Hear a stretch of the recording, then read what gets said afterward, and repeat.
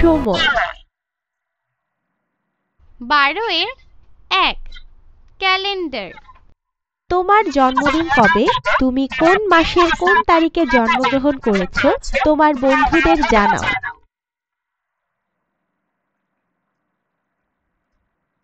আমার জন্মদিন 27 আষাঢ় 1412 বঙ্গাব্দ। বাংলা সালের তৃতীয় মাস হলো আষাঢ়। তোমার জন্মদিন কবে? বাংলা ক্যালেন্ডার।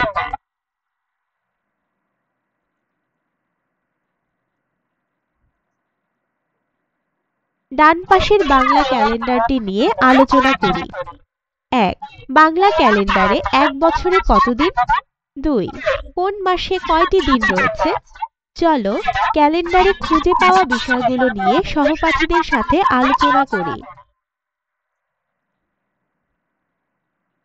ক্যালেন্ডারে বাংলা সন 1421 এর মাঘ মাসটি দেখি এবং এর থেকে কি কি খুঁজে পাওয়া যায় তা শ্রেণীতে আলোচনা করি। ডান পাশের ইংরেজি ক্যালেন্ডার নিয়ে আলোচনা করি।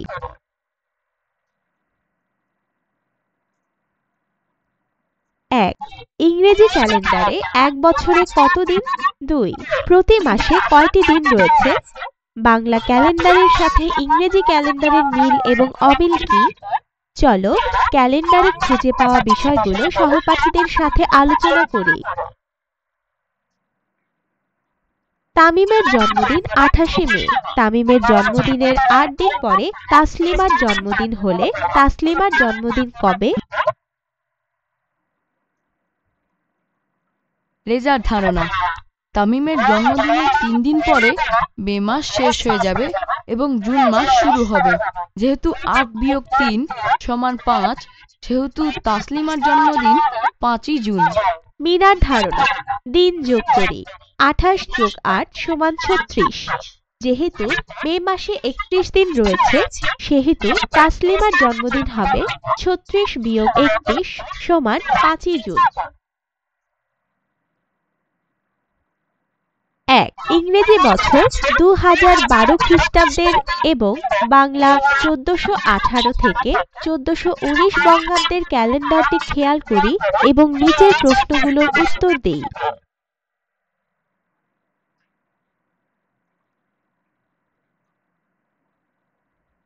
1. ইংরেজি সাল 2012 এর মার্চ মাসের দ্বিতীয় শনিবার বাংলা সালের কত তারিখ ছিল তা লেখো। 2. বাংলা সাল 1419 এর বৈশাখ মাস ইংরেজি সালের কত তারিখে শুরু হয়েছিল তা লেখো। 3. 3রা মার্চ শনিবার এর 35 দিন পরের দিনটি কি বার ছিল? 4. 13ই ফেব্রুয়ারি সোমবার এর 21 দিন পরের দিনটি কি বার ছিল? 1লা এপ্রিল রোববার এর 50 দিন পরের দিনটি কি বার ছিল? ফেব্রুয়ারি 2012-তে কত দিন ছিল? 12-2 অধিবর্ষ, দশক, যুগ এবং শতাব্দী।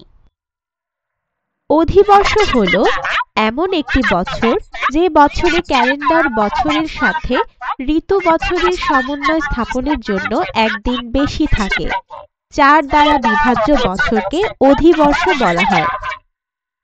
তবে খ্রিস্টীয় সালের একক ও দশক স্থানীয় অঙ্ক দুটি শূন্য হলে অধিবর্ষ হবে না। তবে যদি 400 দ্বারা বিভাজ্য হয় তাহলে অধিবর্ষ হবে। ইংরেজি 2012 সালটি অধিবর্ষ। অন্যান্য অধিবর্ষ খুঁজে পাওয়ার জন্য শ্রেণীতে আলোচনা করি। প্রতি 4 বছরে একবার অধিবর্ষ আসে, তাই 2016 সালটিও অধিবর্ষ। 2008 এবং 2004 সাল দুইটিও অধিবর্ষ ছিল। 1. 1800, 1900 এবং 2000 সাল অধিবর্ষ ছিল কিনা তা সহপাঠীদের সাথে আলোচনা করি।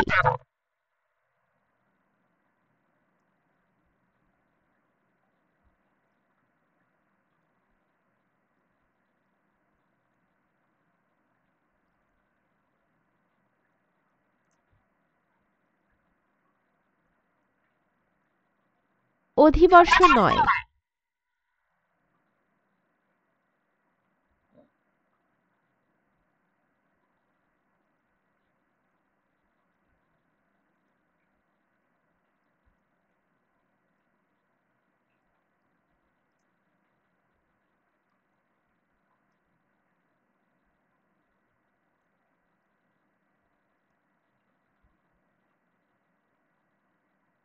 অধিবর্ষ 1. নিচের সালগুলোর ফেব্রুয়ারি মাস কত দিনে ছিল?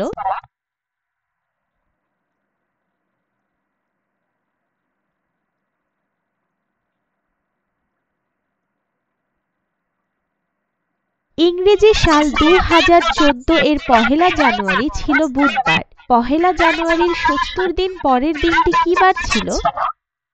2014 সালের 29 জানুয়ারি ছিল বুধবার, যা 1 জানুয়ারি 7 গুণ 4 দিন পর ছিল।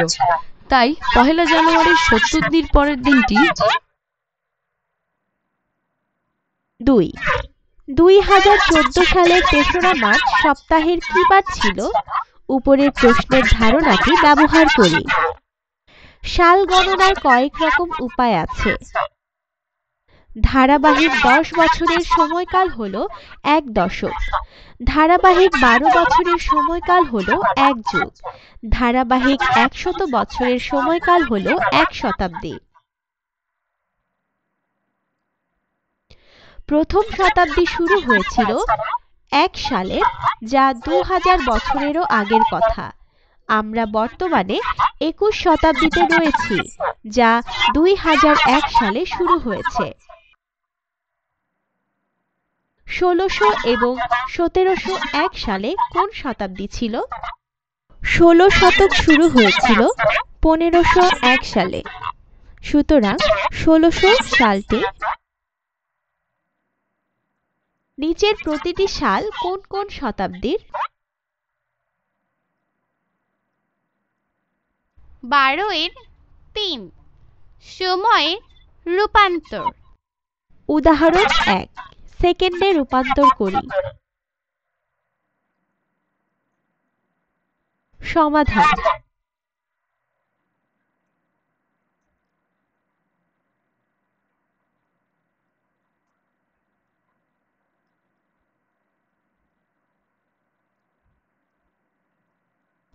উত্তর।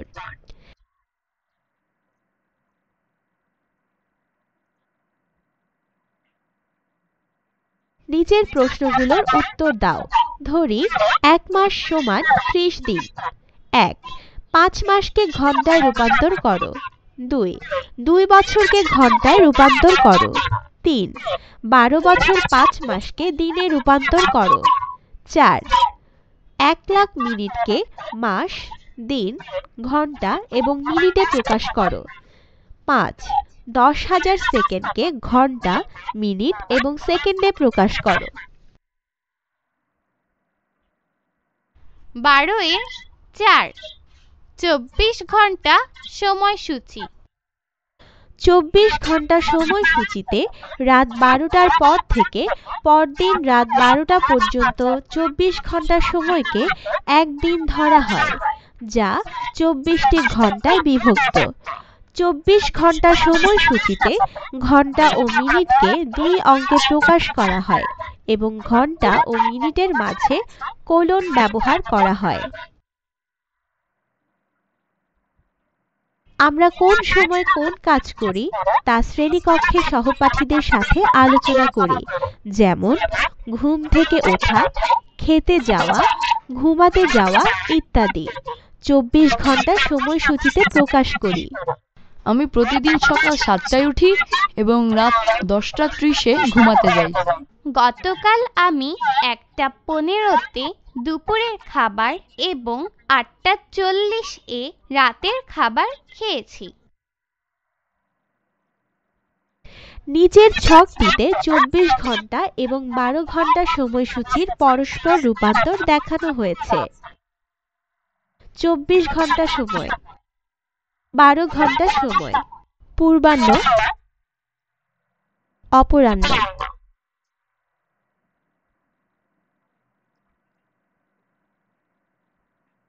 উদাহরণ: 24 ঘন্টা সময়সূচিতে পূর্বাহ্ন এবং অপরাহ্ন ব্যবহার করা হয় না।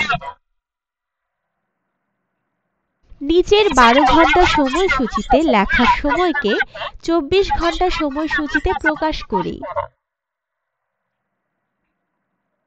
নিচের 24 ঘন্টা সময়সূচিতে লেখার সময়কে 12 ঘন্টা সময়সূচিতে প্রকাশ করি। নিচে ট্রেনের সময়সূচি দেখে প্রশ্নগুলোর উত্তর দাও। 1. মহানগর প্রভাতী কখন ব্রাহ্মণবাড়িয়া ছাড়ে? 2. কর্ণফুলী এক্সপ্রেস কখন চট্টগ্রামে পৌঁছে? 3. ঢাকা থেকে চট্টগ্রামে সবচেয়ে কম সময়ে পৌঁছানোর জন্য কোন ট্রেনটি ব্যবহার করতে হবে? উত্তরের সপক্ষে যুক্তি উপস্থাপন করো।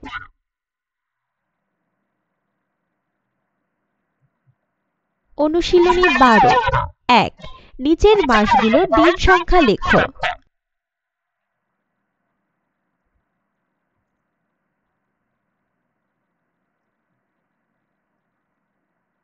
2. ক্যালেন্ডার সম্পর্কিত নিচের প্রশ্নগুলোর উত্তর দাও। 3. নিচের সালগুলোর ফেব্রুয়ারি মাসে কত দিন ছিল? 4. 2012 সালটি অধিবর্ষ ছিল। পহেলা জানুয়ারি 2012 রবিবার হলে 31শে ডিসেম্বর 2012 কি বার ছিল? 5. নিচের সালগুলো কোন শতাব্দীর? 6. নিচের প্রশ্নগুলোর উত্তর দাও। ধরি 1 মাস সমান 30 দিন। ক. 10 বছরকে দিনে প্রকাশ করি। খ.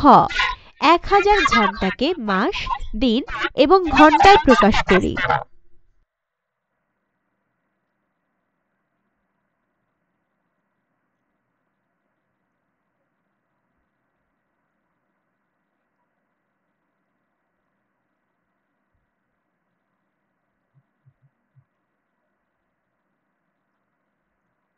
সাত।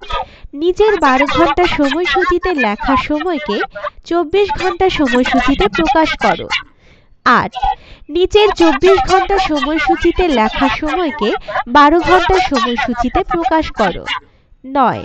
একটি ট্রেন কোন শহর 11:50-এ ত্যাগ করে 12:25-এ গন্তব্যে পৌঁছায়। ট্রেনটি কত ঘন্টা এবং কত মিনিট ভ্রমণ করলো?